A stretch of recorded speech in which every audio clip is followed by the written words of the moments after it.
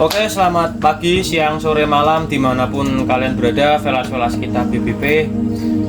Mungkin kalian, mungkin salah satu dari kalian ada yang terjun ke lapangan, atau mungkin ya saya nggak tahu juga.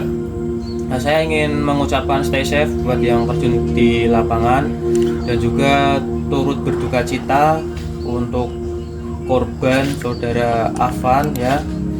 Semoga amal dan ibadahnya diterima di sisinya. Dan juga pendapat saya pribadi untuk kondisi saat ini ya sangat kacau, chaos, apalagi di kota Semarang ya. Kemarin juga sampai ada kebakaran mobil juga di Jalan Pemuda, itu sangat chaos banget.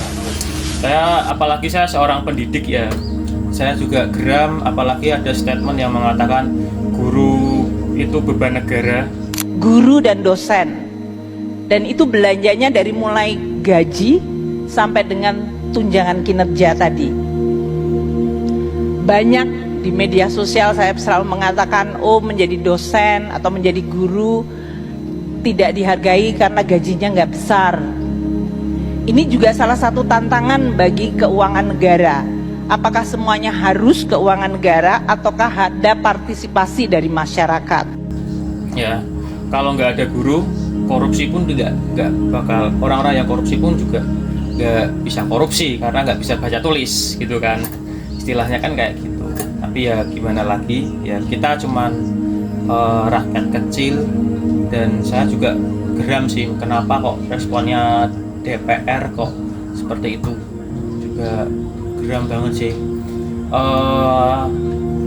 Ya mungkin setelah kejadian ini bisa buat pelajaran juga bahwa DPR itu bertugas untuk rakyat, dari rakyat untuk rakyat, bukan dari rakyat untuk diri sendiri. Jadi mungkin itu aja yang bisa saya sampaikan ya, perwakilan dari BBP.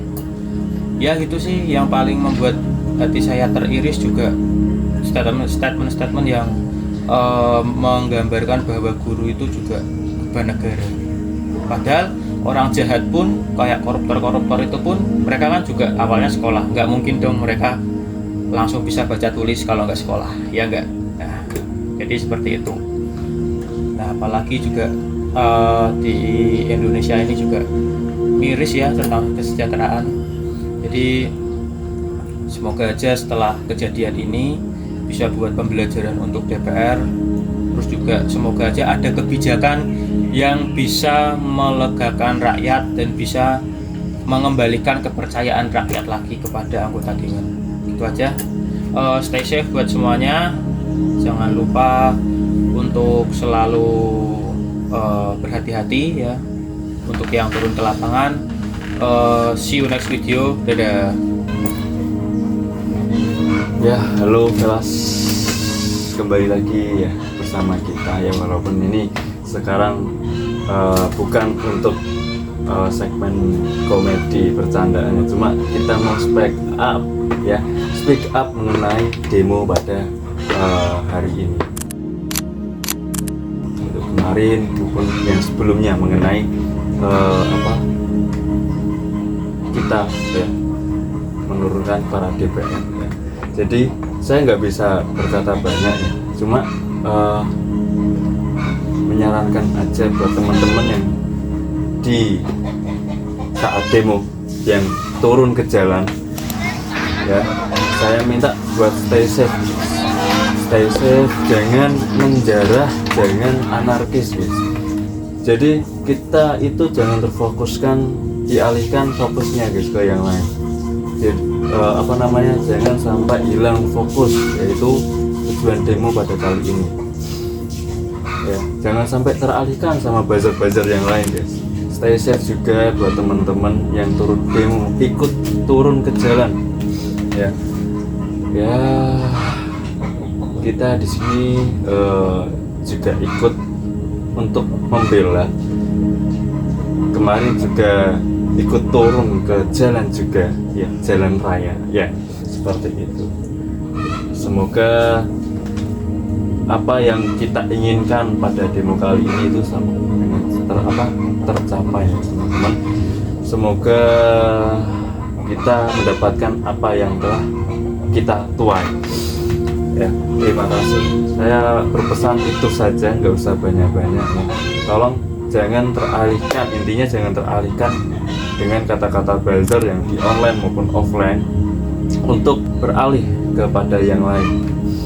Jadi fokus pada satu titik tujuan ya, yaitu DPR saja, jangan beralih kemana-mana ya. Jadi saya juga turut prihatin dengan video-video yang dimana menampakkan ada yang menjarah, anarkis, dan juga merusak barang properti warga sipil untuk kepentingan pribadi. Tolong jangan sampai lakukan seperti itu, teman. Yang punya motornya bapak. Sabar pak ya. Sabar pak.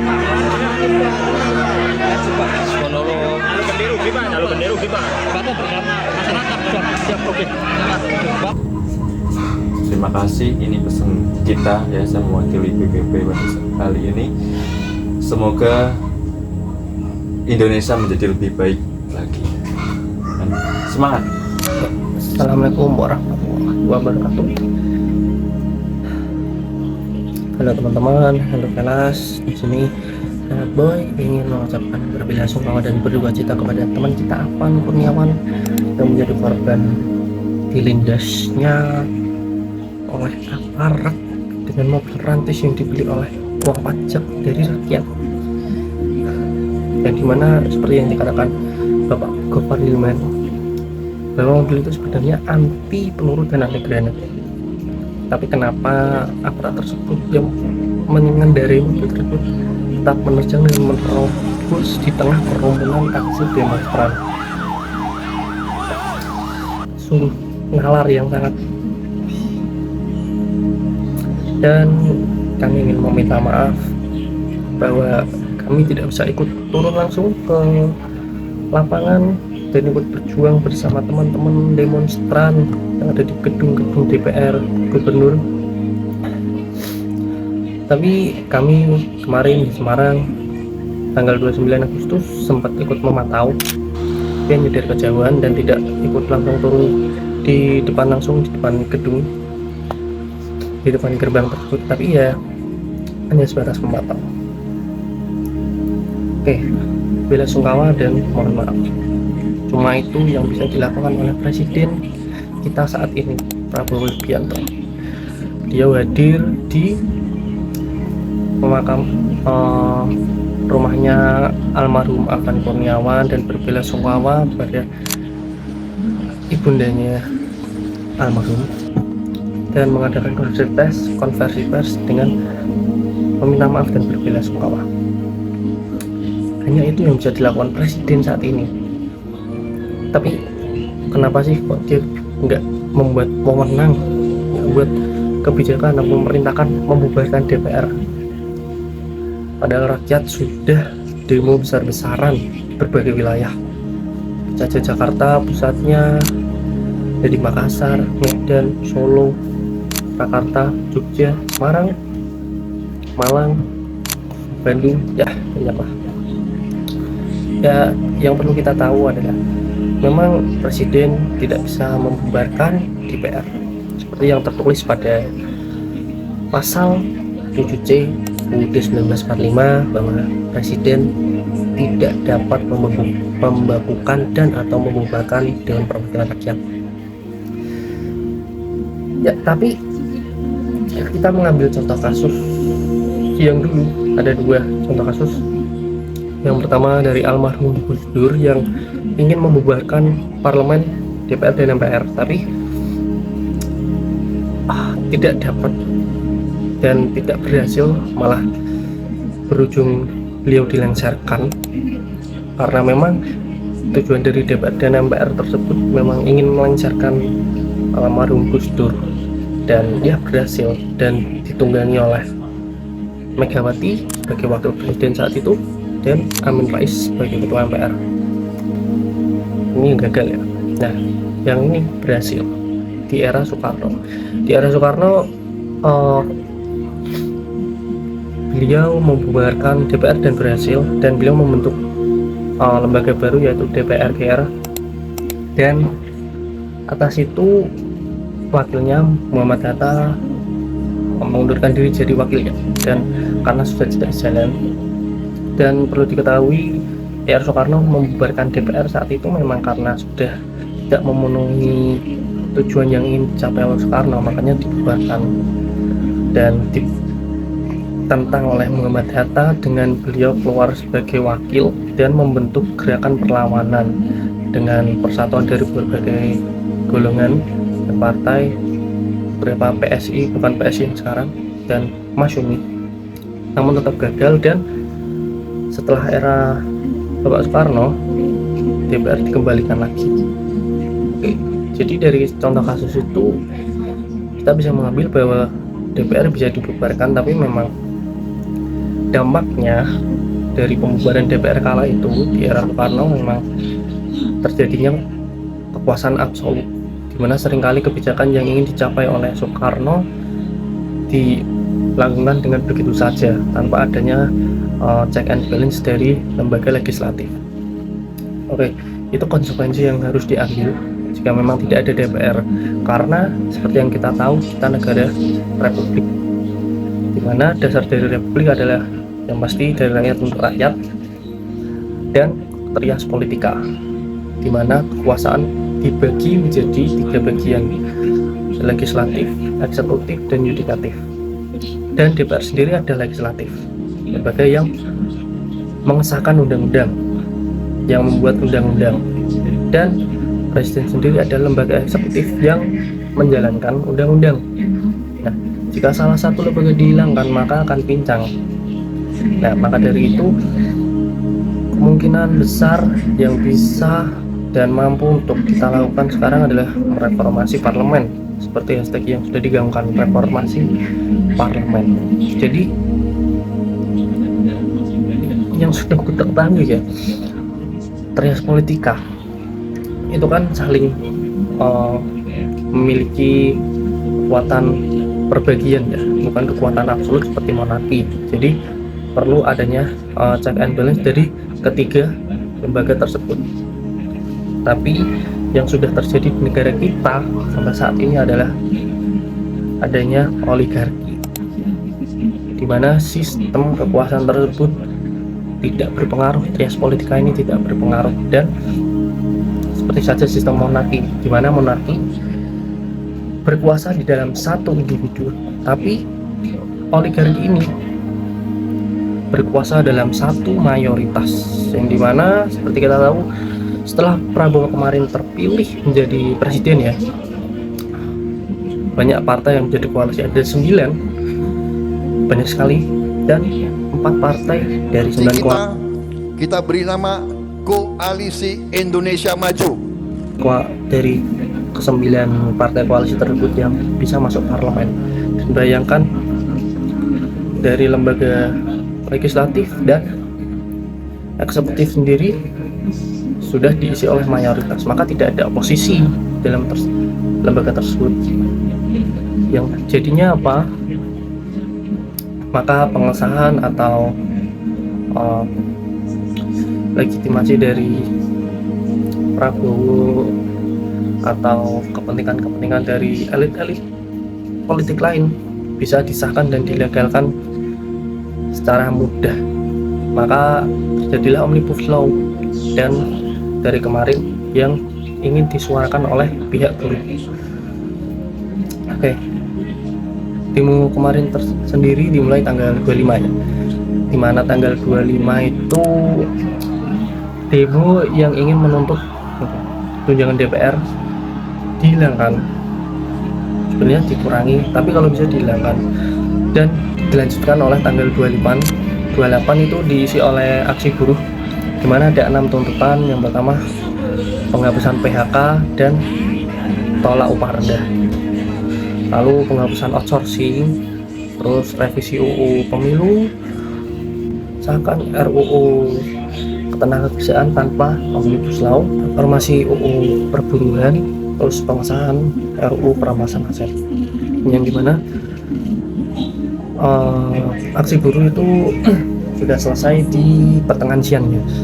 lalu dilanjutkan oleh mahasiswa di gedung DPR sampai malam, di mana kita tahu sendiri pada malam tersebut terjadinya aksi penindasan dari almarhum Afan Kurniawan. Maka dilanjutkan tanggal 29 sampai tanggal 30, bahkan sampai sekarang, aksi massa yang semakin besar karena menuntut keadilan dari aksi separatis dari aparat tersebut.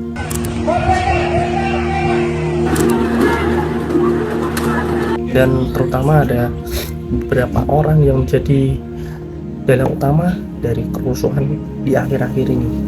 Nah, ada Sri Mulyani yang mengatakan bahwa guru itu beban negara. Ya, ini AI ya teman-teman. Bu Sri Mulyani tidak eksplisit ngomong beban negara, tapi dia secara implisit ngomong guru adalah sebagai tantangan anggaran negara. Itu sama saja mengatakan bahwa guru adalah beban negara. Terus kenapa tunjangan dari senat-senat yang di atas, pejabat-pejabat yang di atas malah ditambah? Itu kan logika falasi. Terus ada Ahmad Sahroni yang sudah terang-terangan bilang yang ingin membubarkan DPR itu adalah tolol. Ya, statement macam apa yang bisa dikeluarkan oleh perwakilan rakyat? Apakah beliau tidak mempelajari public speaking, public relation? Itu kan tidak masuk akal. Terus ada Nafa Urbah yang bilang macet lah, ada yang bilang harus dekat rumahnya harus dekat kantor lah. Itu kan tolong. Macet itu adalah konflik kita bersama yang harus diselesaikan oleh Anda DPR, bukan malah Anda sebagai alasan untuk mendapatkan tunjangan dan fasilitas mewah. Benar-benar logika falasi yang amat mengakar. Terus ada Uya dan Eko Patro yang jelas-jelas kemarin malah menantang netizen dengan berjoget-joget 3 juta sehari mana cukup.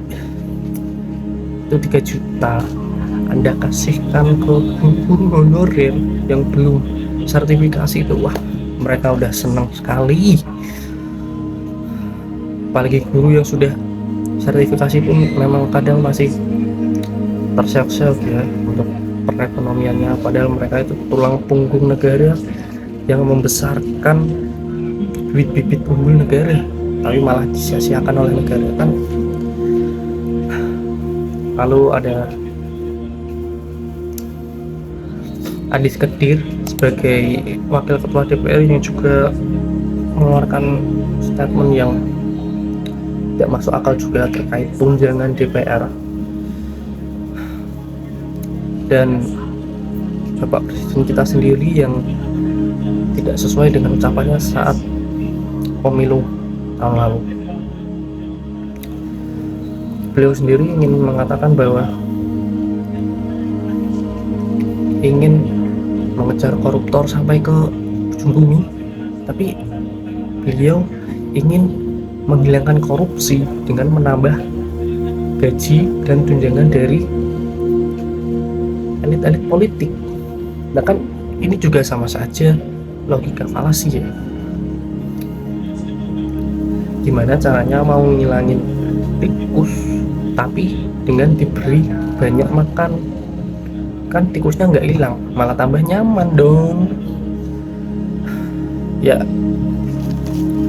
kira-kira begitulah aksi demo yang sampai saat ini yang terjadi di berbagai daerah yang memanas sudah membakar gedung-gedung DPR, dan di Semarang kemarin yang terbakar adalah kantor pos polisi. Dan yang saya ingin sampaikan adalah jangan sampai termakan provokasi oleh buzzer-buzzer pemerintah ataupun intel-intel yang dikerahkan di tengah kerumunan massa. Jangan sampai tragedi 98 terulang kembali. Jangan sampai teman-teman kita yang etnis Tionghoa, yang minoritas, jangan sampai menjadi korban, ataupun warga sipil yang tidak ikut demonstrasi atau tidak berkepentingan menjadi korban dari keberingasan kita. Jangan sampai kita melakukan aksi separatis, aksi anarkis, dan juga penjarahan. Tolong jangan sampai lakukan itu, guys. Dan yang penting stay safe buat yang di luar sana. Jangan sampai kita menjadi pelaku juga dalam perusahaan ini. Udah cukup kita perjuangkan satu, tujuan kita satu di gedung DPR. Nah, amanat kita, tuntutan kita harus sampai disetujui, harus segera dilaksanakan. Jika tidak, prediksi saya mungkin 7 hari ke depan akan lebih chaos lagi. Demo akan benar-benar tambah besar. Mungkin yang saya takutkan tragedi 98 terulang kembali, di mana banyak korban yang tidak bersalah berjatuhan, dan itu adalah kasus pelanggaran berat HAM yang sangat nyata yang terjadi di negeri ini. Ya mungkin itu aja, Velas. Semoga video ini dapat membantu untuk menyebarluaskan dan sebagai platform dari BPP untuk ikut membantu menyuarakan apa yang terjadi di negeri ini. Kita mungkin tidak bisa update banyak karena memang ya kita tidak terlalu,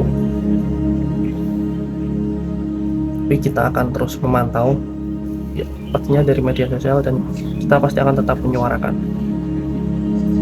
Ya, sekian Velas, terima kasih, stay safe buat yang di luar sana. Ya, konklusi dari semua penjabaran kita di awal video tadi adalah satu, reformasi. Betul. Maka jangan biarkan tujuan kita yang sudah diperjuangkan oleh teman-teman kita semua yang turun di jalan pudar atau hilang begitu saja dan tergantikan oleh isu-isu dan provokasi lainnya. Iya, betul. Jangan mudah teradu domba ya. Teradu domba. Jangan mudah diadu domba, dan jangan pernah percaya hoax atau berita yang sumbernya itu tidak pasti ya. Selalu lakukan cek and recheck ya. Betul. Dan ingat, musuh kita satu, Rezim. Nah, ya, betul, di duet. Nah, semua kita juga sebenarnya pengen ya turun ke jalan, Ya, tapi karena ya yang masing-masing dari kita kan nggak bisa ya. bagaimana iya. kita tidak bisa. Jadi kita menggunakan platform kita yang mungkin tidak seberapa, Iya, yang masih kecil lah ya. Walaupun kita Boleh nggak ada selesai promosi. power, nggak apa ya, kita nggak ada power, tapi setidaknya kita membantu lah ya. Tidak ada power backnya, cuma kita mempunyai tujuan yang sama. Betul. kita menggunakan platform kita untuk saling mendukung satu sama lain lewat media sosial. Oke, itu aja ya Itu aja. kesimpulan dari kita. Betul. Stay safe buat yang lagi di Betul. lapangan. Betul. Terus juga ya intinya Jangan menjarah anarkis dan sebagainya. Oh, jangan lagi ya. jangan gunakan kesempatan demo ini buat Hal-hal yang- oknum-oknum yang nggak bertanggung jawab ya. Jangan ulangi kejadian sebelumnya. Betul. Oke, see you next video dari kita BPP. Dadah. Bye guys.